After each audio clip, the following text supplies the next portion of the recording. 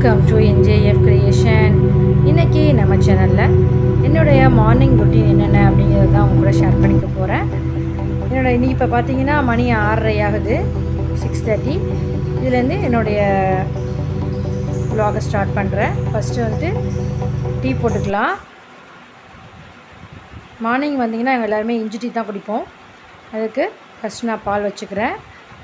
அதுக்கப்புறமா ஒரு துண்டு இஞ்சி எடுத்து தோல் செத்திட்டு அதை நசிச்சிக்கலாம். ஒரு 4 பேர் குடிக்கிற அளவுக்கான டீ தான் நான் போடுறேன். அதுக்கு நல்லா அது மாதிரி ஒரு துண்டு இஞ்சி எடுத்து நல்லா தோல் சீவிட்டு வாஷ் பண்ணிவிட்டு நல்லா நசிச்சிக்கோங்க. இந்த இடிக்கல்ல வச்சு நசுக்கிக்கோங்க. இடிக்கல் வந்து பார்த்திங்கன்னா ரொம்ப யூஸ்ஃபுல்லாக இருக்குது. அதுவும் இந்த ஒரு வருஷமாக ரொம்ப யூஸ்ஃபுல்லாக இருக்குது. மிளகு நசுக்கிறதுலேருந்து கிராம்பு பொடி பண்ணுறதுலேருந்து ரொம்ப யூஸ்ஃபுல்லாக இருக்குது. இதே நசிச்சிட்டு சேர்த்துக்கோங்க. மிக்சிலாம் அடிக்காதீங்க, இந்த மாதிரி நசிச்சிட்டு சேர்த்துக்கோங்க. எடுத்தாச்சு. இதிலே நான் கொஞ்சமாக எடுத்திருக்கேன். மாமாவோட லெமன் டீக்கு சேர்த்துக்கலாம் அப்படின்ட்டு நான் கொஞ்சமாக இஞ்சி நசுக்கிறத கொஞ்சமாக எடுத்து வச்சுருக்கேன். மாமாவோட டீலையும் இஞ்சி சேர்த்துட்டேன். உங்கள்கிட்ட புதினா இலை இருந்துச்சுன்னா நீங்கள் புதினா இலையும் இந்த லெமன் டீயில் சேர்த்துக்கோங்க, ரொம்ப நல்லாயிருக்கும். இப்போ டீ நல்லா பால் நல்லா கொதிச்சிட்ருக்கு. இப்போ இதில் டீ தூள் சேர்த்துக்கலாம். 2 டேபிள் ஸ்பூன் அளவுக்கு டீ தூள் சேர்த்துட்டு இது நல்லா கொதிக்கட்டும். இப்போ இதிலே சுகரும் சேர்த்துடலாம்.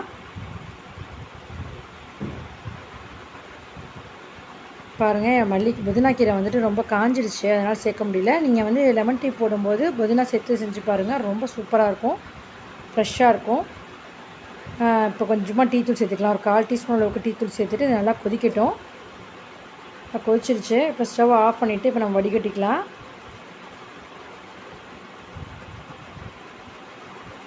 அது வடிகட்டியாச்சு. இப்போ இதில் கொஞ்சமாக லெமன் ஜூஸ் ஆட் பண்ணிக்கலாம். இது சின்ன லெமன் தான், அது கொஞ்சமாக வருதுனால நான் வந்துட்டு இதில் அப்படியே புழிஞ்சு விடுறேன்.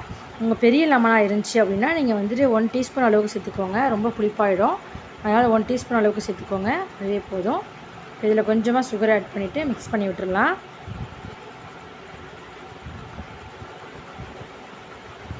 அதுதான் சூப்பராக ரெடி ஆகிடுச்சு. இப்போ நம்ம டீயும் கொதிச்சிக்கிட்டுருக்கு, அதையும் நம்ம வடிகட்டி சேர்த்துக்கலாம். மார்னிங் இந்த மாதிரி இஞ்சி டீ போட்டு குடிக்கும்போது அவ்வளோ சூப்பராக இருக்கும். அன்றைக்கி ஃபுல்லாக ஒரு மாதிரி ஃப்ரெஷ்ஷாக இருக்கும். அதுவும் எதிர்ப்பு சக்தியும் அதிகமாக இருக்கும். பாருங்கள், இப்போ நம்ம டீ ரெடி ஆகிடுச்சு. சூப்பரான ஸ்ட்ராங்கான இஞ்சி டீ ரெடி ஆகிடுச்சு. இப்போ மாமாவுக்கும் என் ஹஸ்பண்டுக்கும் கப்பில் ஊற்றியாச்சு. கொண்டு போய் அவங்களுக்கு கொடுத்துட்டு வந்துடலாம். அதுக்கப்புறம் பார்த்திங்கன்னா நான் இன்றைக்கி டொமேட்டோ சாஸ் பண்ண போகிறேன். மயோனைஸாக இருக்கட்டும், ரெட் சில்லி சாஸாக இருக்கட்டும், மோஸ்ட்லி எல்லா சாஸுமே நான் வீட்டிலே ரெடி பண்ணிக்குவேன். சரியாக போச்சு இப்போ. அதனால் இன்றைக்கி வந்துட்டு டொமேட்டோ சாஸ் பண்ண போகிறேன். அதை அவங்க கூட ஷேர் பண்ணிக்கிறேன். அதுக்கு நான் அந்த மாதிரி பழமாக தக்காளியெல்லாம் வாஷ் பண்ணிவிட்டு எடுத்து வச்சுருக்கேன். நான் வந்து வெயிட் தெரியல, நான் வந்து ஒரு குத்து மதிப்பாக ஒரு 10-11 பழம் எடுத்திருக்கேன். அதை வந்துட்டு வாஷ் பண்ணிவிட்டு இந்த மாதிரி கட் பண்ணிக்கோங்க. அதை காம்பு பகுதியை நீக்கிடுங்க. நீக்கிட்டு சும்மா ஒரு 2-3 கீரல் போட்டு கட் பண்ணி எடுத்துக்கலாம். இந்த மாதிரி கட் பண்ணி எடுத்துக்கோங்க. எல்லா பழமும் இந்த மாதிரி கட் பண்ணிவிட்டேன். இப்போ வந்து நான் குக்கரில் தான் வேக வைக்க போகிறேன். நீங்கள் பேன்லேயும் வேக வைக்கலாம், ரொம்ப டைம் எடுக்கும், நல்லா வேகணும். அதனால் நான் குக்கரில் தான் வேக வைக்க போகிறேன். எல்லாத்தையும் சேர்த்தாச்சு. இப்போ இதில் 3 பெரிய பல் பூண்டாக எடுத்துருக்கேன். சின்ன பல் பூண்டாக இருந்துச்சுன்னா நீங்கள் ஒரு 5 பல் பூண்டு எடுத்துக்கோங்க. அப்புறமா ஒரு பாதி வெங்காயம் அதை கட் பண்ணி சேர்த்துக்கலாம். சேர்த்துட்டு தண்ணி வந்துட்டு நீங்கள் பேனில் வேக வச்சிங்கன்னா தண்ணி தேவைப்படாது உங்களுக்கு, அதே ஜூஸ் ஆகும். குக்கரில் வேக வைக்கிறதுனால நம்ம அடிக்கடி திறந்து பார்க்க முடியாது இல்லையா, அதனால் நான் ஒரு 1/2 டம்ளர் அளவுக்கு தண்ணி சேர்த்துக்கிறேன். 1/2 டம்ளர் தண்ணியும் தக்காளிலேருந்து வெளியாகக்கூட ஜூஸும் உங்களுக்கு அந்த கரெக்டாக இருக்கும் தக்காளி வேகிறதுக்கு. இப்போ வந்து 3 விசில் போட்டுக்கலாம். இப்போ தான் டீ குடிக்க போகிறேன். என்னோடய ஃபேவரட் கப் பார்த்திங்கன்னா இதுதான். எனக்கு இந்த கப்பில் குடித்ததான் டீ குடித்த மாதிரி ஒரு திருப்தியாகவே இருக்கும். இப்போ நான் டீ குடிச்சிட்டேன்.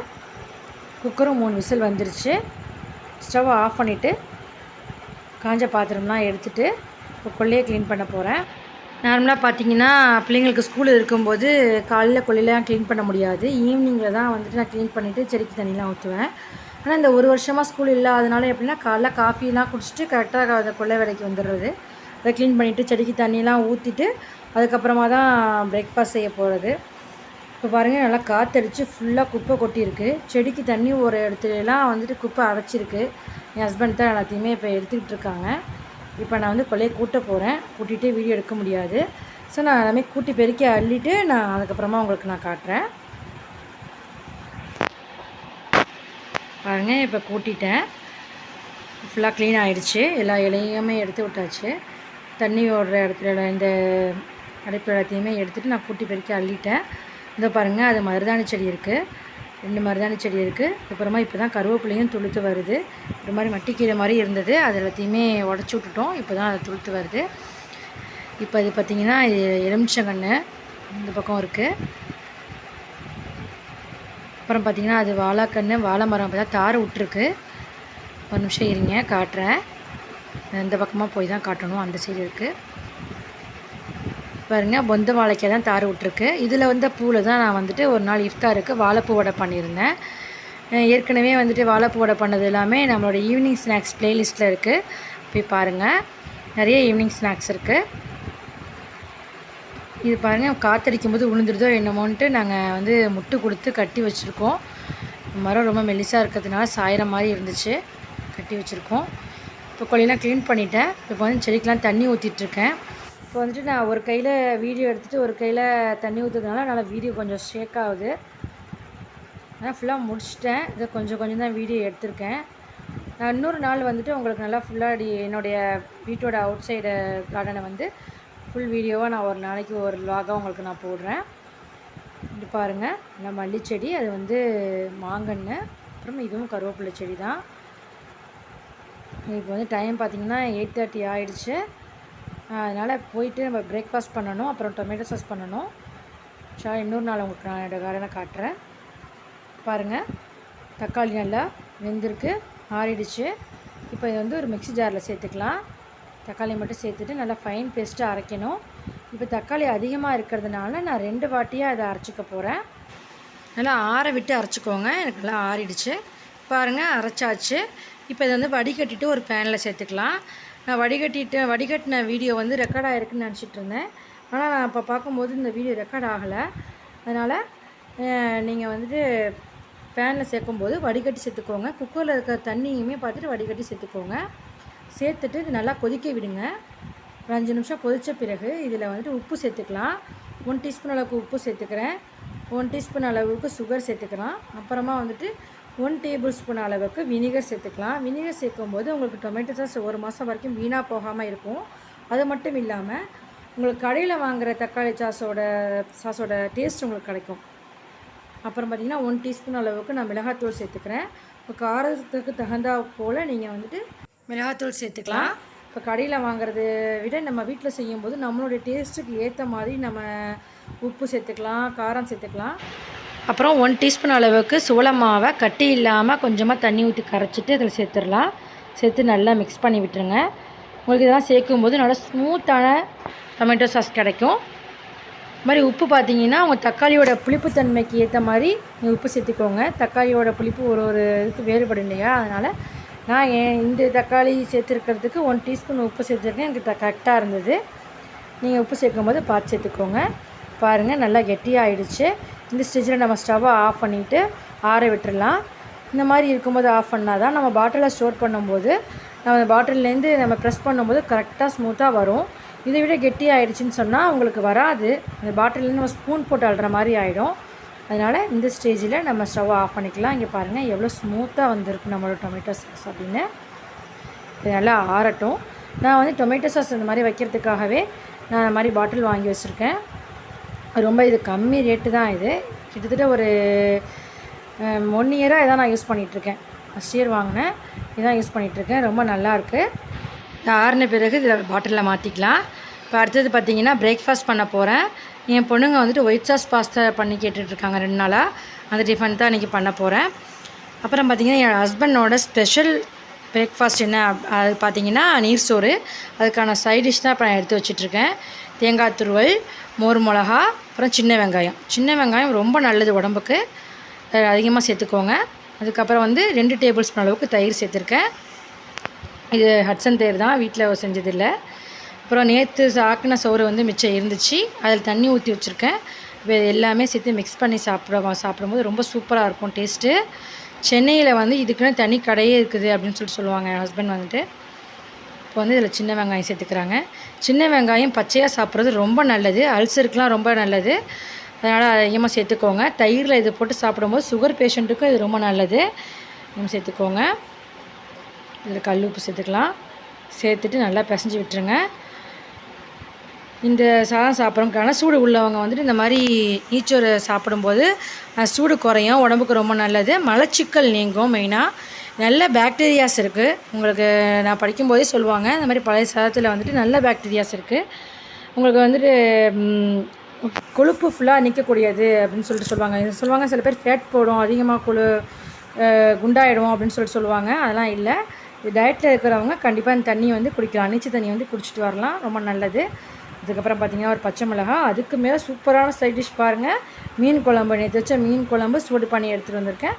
அது ரொம்ப சூப்பராக இருக்கும். அந்த நீர் சோறுக்கு அது மண் சட்டியில் போட்டு பிசைஞ்சு சாப்பிட்டா அவ்வளோ சூப்பராக இருக்கும்.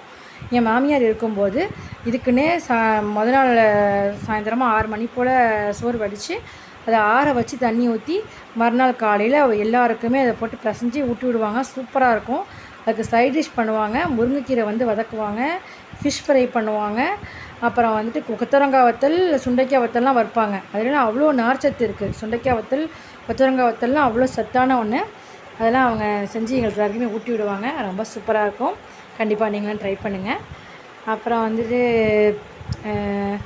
ஒயிட் சாஸ் பாஸ்தா பண்ணணும் இல்லையா, அதுக்கு வந்து ஒரு பேனில் தண்ணியை ஹீட் பண்ணிக்கலாம்.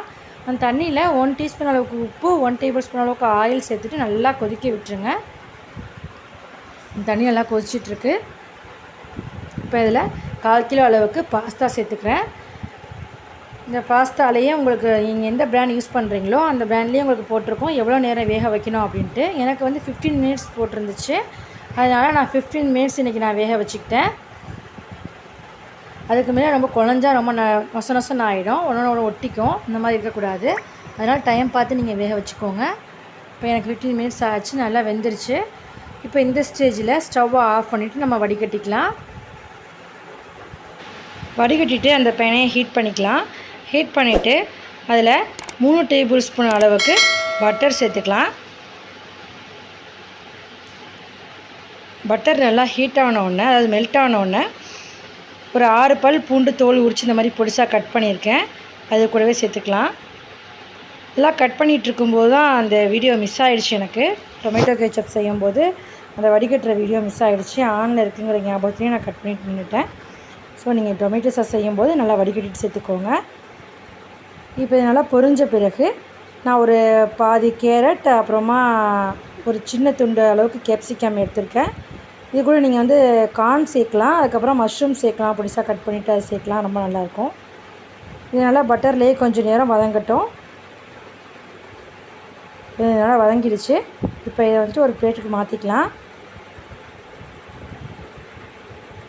மாற்றிட்டு இப்போ இதில் 3 டேபிள் ஸ்பூன் அளவுக்கு பட்டர் சேர்த்துக்கலாம். இந்த சைஸில் எடுத்துருக்கேன். நீங்கள் வந்து ஸ்பூனால் எடுக்கிறதா 3 டேபிள் ஸ்பூன் அளவுக்கு எடுத்துக்கோங்க. இது நல்லா மெல்ட் ஆகட்டும். இது நல்லா மெல்ட் ஆன உடனே மைதா சேர்த்துக்கலாம். 2 டேபிள் ஸ்பூன் அளவுக்கு மைதா மாவு சேர்த்துக்கலாம்.